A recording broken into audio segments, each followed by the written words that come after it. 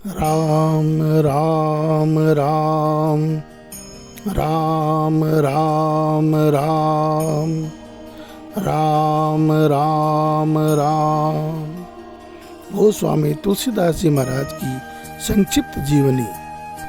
भगवान विश्वनाथ ने जब इस पुस्तक पर सत्यम शिवम और सुंदरम लिख दिया, उसके बाद में पंडितों ने जब यह बात सुनी तो उनके मन में ईर्ष्या उत्पन्न हुई।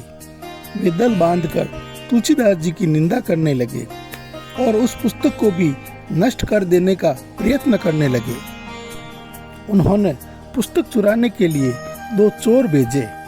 चोरों ने जाकर देखा कि तुलसीदास जी की कुटिया के आसपास 2 वीर धनुष बाण लिए पहरा दे रहे हैं।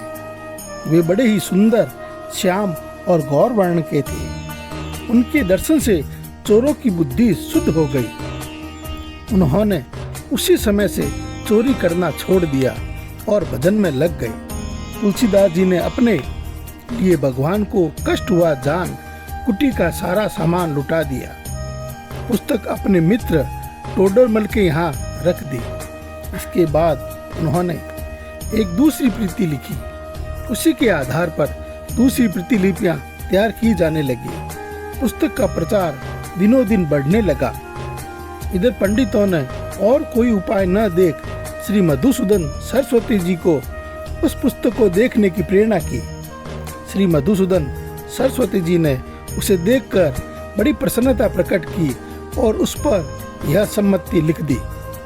इस काशी रूपी आनंद वन में तुलसीदास चलता फिरता तुलसी का पौधा है। उसकी कविता रूपी मंजरी बड़ी ही सुंदर है, जिस पर श्री राम रूपी भंवरा सदा मंडराया करता है। पंडितों को इस पर भी संतोष नहीं हुआ। तब पुस्तक की परीक्षा का एक उपाय और सोचा गया। भगवान विश्वनाथ के सामने सबसे ऊपर वेद, उसके नीचे शास्त्र, शास्त्रों के नीचे पुराण और सबके नीचे रामचरितमानस रख दिया गया। मंदिर बंद कर दिया गया। प्रातःकाल जब मंदिर खोला तो लोगों ने देखा कि रामचरितमानस वेदों के ऊपर रखा हुआ है। अब तो पंडित लोग बड़े लज्जित हुए। उन्होंने तुलसीदास जी से क्षमा मांगी और भक्ति से उनका चरणोदक लिया। तुलसीदास जी अब 80 घाट पर रहने लगे।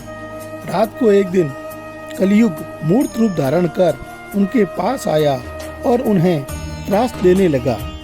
गोस्वामी जी ने हनुमान जी का ध्यान किया।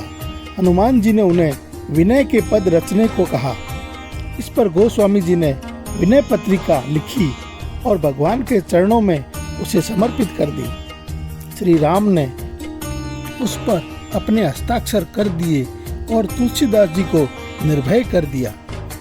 संवत 1680 श्रावण कृष्ण तृतीया शनिवार को 80 घाट पर गोस्वामी जी ने राम राम कहते हुए अपना शरीर परित्याग किया। जनों, यह गोस्वामी तुलसीदास जी महाराज का संक्षिप्त जीवन परिचय था। जहाँ भगवान की कथा होती है वहाँ भक्त लोग आते हैं, और जहाँ भक्तों की बातें होती है वहाँ पर स्वयं भगवान आते हैं। इसलिए भगवान की कथा के साथ साथ संतों की भी चर्चा करनी चाहिए, ताकि भगवान भी हमारे घर में आए। नारायण नारायण नारायण नारायण।